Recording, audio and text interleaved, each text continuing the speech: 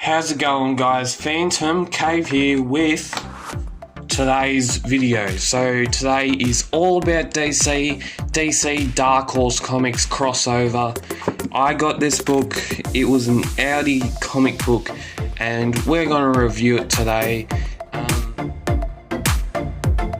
It features Hellboy, some of the guys in here, Hellboy, Batman, Terminators, Superman, Predators, Batgirl, and more. It also features artwork from Mark Mignola, and some other guys. So the first couple stories are Superman vs. Predator. That has 3 issues in it, running from page 7 to page 103. This story was pretty good, I thought, and yeah, it goes along the lines of they find an alien spacecraft and some bones, and then Superman comes into action part, and we'll skip along here. And then they find ancient civilization and all that sort of stuff.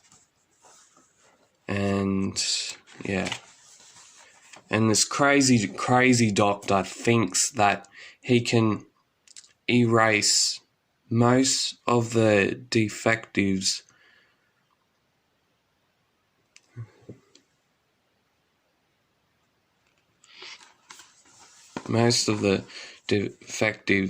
that, say, like people that have syndromes and all that sort of type of people in one big go, which is very not that nice.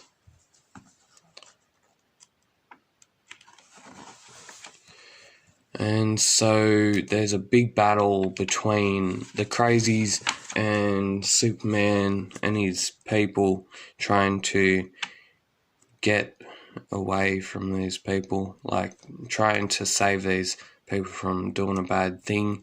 And then, because there's a guy called Predator in this story, he actually, well, to me, he's actually helping / trying to destroy Superman at the same time. But still, Superman and Predator in the later stages in the book actually get along, and the Predator thinks that the humans shouldn't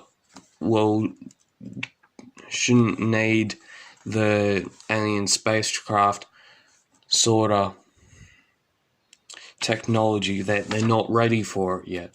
And so Superman tries and fights this guy, but in the end he outsmarts him and then saves the Predator, and then the Predator just like says, "Nah, you're not ready for this technology," and explosion. It then destroys the living thingos out of it.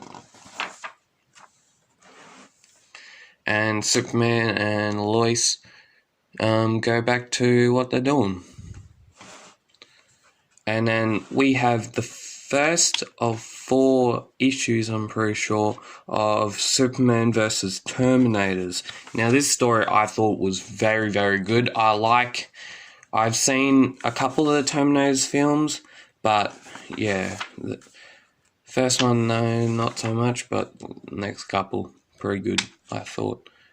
And it's about John Connor, a civilization that is overrun by Skynet, the same in the movies, and Terminators come into the past trying to destroy everything, and well, they sort of need to get better, but then Superman is brought into the future to save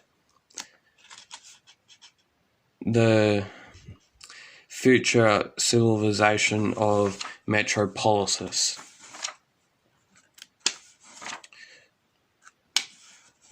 And it goes in and out of the future and the past, and then Superman and this guy, he actually looks a bit like Thor to me, and they get captured, and then Supergirl and Superboy have to fight off until Superman gets back, and then John Connor actually nearly gets himself in trouble, and because the mission is to destroy John Connor from the past so that he's not in the future, and so they bring in Lex Luthor, which at the end that Superman and everyone, they destroy the Terminators and everything is all normal. But we find out in the end that Lex Luthor is wanting to build these Terminators again. So the future might not be so bright for these things, because Lex Luthor is going to bring on, because he's a multi-million squillionaire, he's going to build more of these Terminators and try and get them.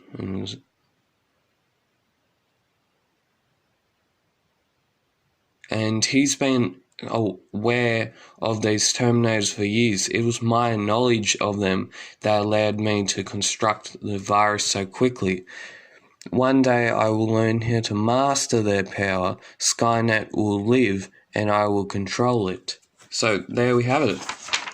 And then we have Batman, Starman, and Hellboy, which in this comic we actually have stuff to do with the Nazis, neo-Nazis, Batman and neo-Nazis trying to basically do what Hitler did, and